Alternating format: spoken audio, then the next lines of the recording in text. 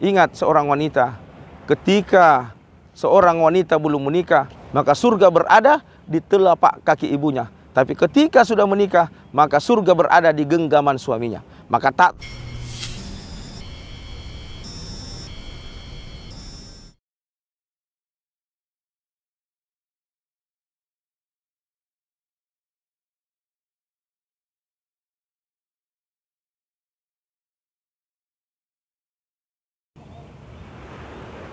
Assalamualaikum warahmatullahi wabarakatuh.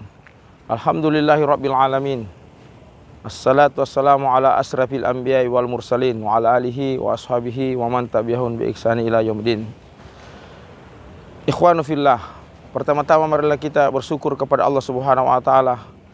Dengan lisan ini selalu mengucapkan alhamdulillahi rabbil alamin, dan bentuk cinta kita kepada Rasulullah sallallahu alaihi wasallam dengan selalu mengucapkan lisan ini Allahumma salli ala sayyidina Muhammad wa ala ali sayyidina Muhammad. Setiap kita ikhwanu fillah, setiap manusia yang hidup di dunia ini punya tujuan dan cita-cita. Dan tujuan itu dan cita-cita itu yang terbaik adalah ketika kita tinggalkan dunia ini, ketika kita tinggalkan dunia yang fana ini dan menuju kampung akhirat, cita-cita yang terhebat adalah ketika kita mengharapkan surganya Allah Subhanahu wa taala. Kita masuk ke dalam surganya Allah Subhanahu wa taala, maka itulah tujuan kita sebenarnya. Dan di dunia ini ada namanya seorang wanita. Seorang wanita ketika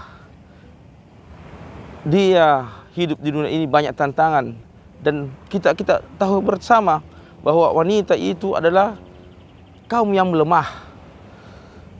Maka ada cara mudah seorang wanita untuk masuk ke dalam surganya Allah Subhanahu wa taala. Sebagaimana ada hadis yang diriwayatkan oleh Imam Ahmad rahimakumullah. Kalau Rasulullah sallallahu alaihi wasallam, "Idza shallatil mar'atu khamsaha wa shamat syahraha wa hafizat farjaha wa ta'at zaujaha." Kalau Rasulullah sallallahu alaihi wasallam bersabda, "Idza shallati mar'atu khamsaha," apabila solatnya seorang wanita dijaga, solat 5 waktunya dijaga, dia betul-betul menjaga kewajibannya ini sebagai seorang muslim, yaitu solat duhurnya, solat asarnya, solat maghribnya, solat isanya, solat subuhnya. Dia tidak pernah menunda-nunda waktu. Karena sesungguhnya terkadang seorang wanita banyak kesibukan, pekerjaan di rumah, mengurus suami, sampai-sampai mungkin ada kesibukan yang lainnya. Seperti subuh hari, mungkin dia terlambat bangun karena kecapean. Tapi ketika seorang wanita menjaga solat subuhnya ini, maka inilah termasuk wanita yang nanti di akhirat kelak masuk ke dalam surganya Allah Subhanahu wa taala.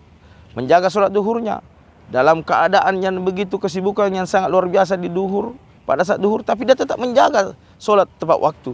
Di saat asar, mungkin karena ada juga ingin memasak, terkadang seorang wanita lupa. Tetapi kalau dia menjaga betul-betul bagaimana dia hadirkan di dalam dirinya bahwa solat asar adalah solat yang juga sangat sulit, tapi dia mampu melakukannya.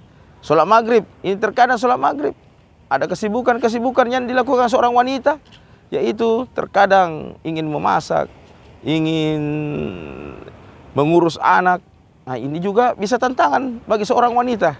Tapi ketika wanita ini menjaganya, maka ini salah satu jalan bagaimana dia menuju surganya Allah Subhanahu wa taala. Apalagi di solat Isya. Ah, ini paling berat seorang wanita solat Isya. Karena apa? Banyak wanita, banyak seorang istri yang cinta kepada nonton sinetron. Bisa saja dia menunda dulu solatnya. Dia nonton dulu sinetron. Akhirnya apa? Kecapean, sudah mengantuk, lupa untuk solat Isya. Maka ketika seorang wanita menjaga solat Isyanya, maka ini juga jalan mudah masuk ke dalam surganya Allah Subhanahu wa taala. Artinya apa? Semua solat 5 waktu ini seorang wanita ini menjaganya. Maka ini salah satu cara mudah syarat untuk memasuki surganya Allah Subhanahu wa taala. Jadi mudah saja dia lakukan seorang wanita karena banyak waktu yang ada untuknya. Yang kedua kata Rasulullah sallallahu alaihi wasallam, wa shamat syahraha. Dia berpuasa 1 bulan penuh di bulan Ramadan.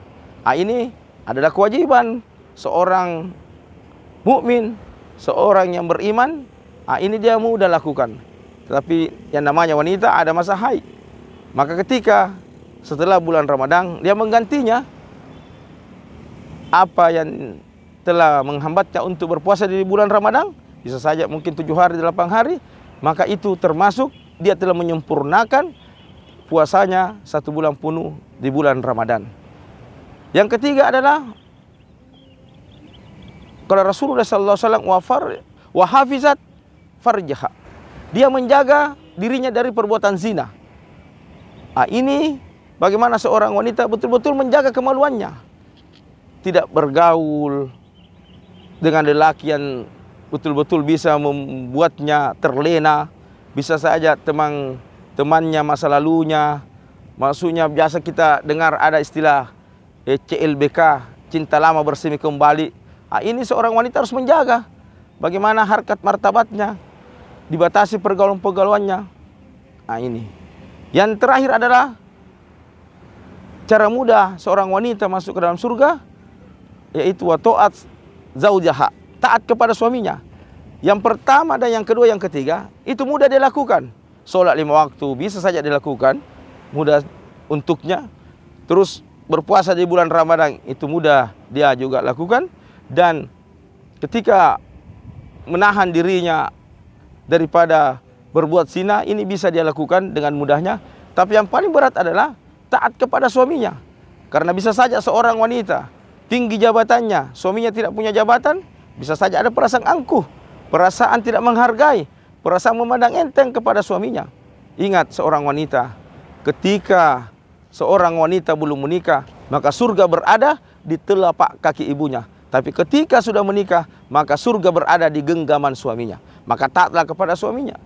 Jangan sampai karena penghasilan kita yang lebih besar, atau kita yang punya usaha, kita punya usaha, suami kita hanya mengikut kepada usaha kita, seorang wanita itu, maka wanita ini memandang enteng suaminya. Maka daripada itu, ini pekerjaan yang sangat berat. Seorang wanita harus taat kepada suaminya. Ikhwanu fillah, seorang wanita jika taat kepada suaminya, itu menandakan bahwa dia juga taat kepada kedua orang tuanya. Karena apa? Orang tuanya berhasil mendidiknya. Orang tuanya berhasil bagaimana membinanya, mendidiknya, memberikan tarbiyah terbaik. Ketika dia sudah menikah, maka dia korbankan hidupnya untuk suaminya. Ikhwanu fillah, hanya inilah 4 amalan yang termudah seorang wanita masuk ke dalam surganya Allah Subhanahu wa taala. Yang pertama adalah menjaga sholat 5 waktu, jangan sampai menunda-nunda. Yang kedua adalah bagaimana dia berpuasa di bulan Ramadan. Dan yang ketiga adalah bagaimana dia menjaga dirinya dari perbuatan zina. Dan terakhir adalah taatlah kepada suami kita. Satu kisah yang menarik. Pada zaman Rasulullah SAW ada seorang wanita. Suaminya berpesan kepada seorang wanita ini, jangan tinggalkan rumah sebelum saya datang kembali. Keesokan harinya sakit orang tuanya, datang saudaranya, ibu kita sakit. Dia bilang, saya tidak bisa keluar rumah karena ini pesan suami saya. Hari kedua sudah sakarat, tapi ini wanita taat kepada suaminya, tidak mau keluar lagi. Ketika sudah meninggal lagi, ibu ini dipanggil sama saudaranya, dia tidak boleh keluar. Karena apa? Dia bilang, saya taat kepada suamiku. Maka setelah pemakaman selesai, maka suaminya telah kembali. Maka persoalan ini dilaporkanlah kepada Rasulullah SAW. Maka kata sahabat, ada seorang wanita yang durhaka kepada kedua orang tuanya. dia tidak pernah ingin menjenguk, tidak pernah melayat, dan sampai mengantarkan ke pemakaman dia tidak mengikuti proses kematian orang tuanya. Katanya dia taat kepada suaminya. Maka dipanggillah seorang wanita ini. Kenapa berbuat demikian? Maka wanita ini mengatakan, ya Rasulullah, karena ini adalah pesan suamiku, jangan tinggalkan rumah sebelum saya kembali. Saya taat kepada suamiku. Apa kata Rasulullah SAW kepada wanita ini? Berbaktinya kamu kepada suamimu, maka segala dosa ibumu Allah telah mengampuninya. Apa makna, apa hikmah daripada kisah ini? Bahwa ketika kita berbakti kepada suami kita, maka itu juga kita telah berbakti kepada kedua orang tua kita.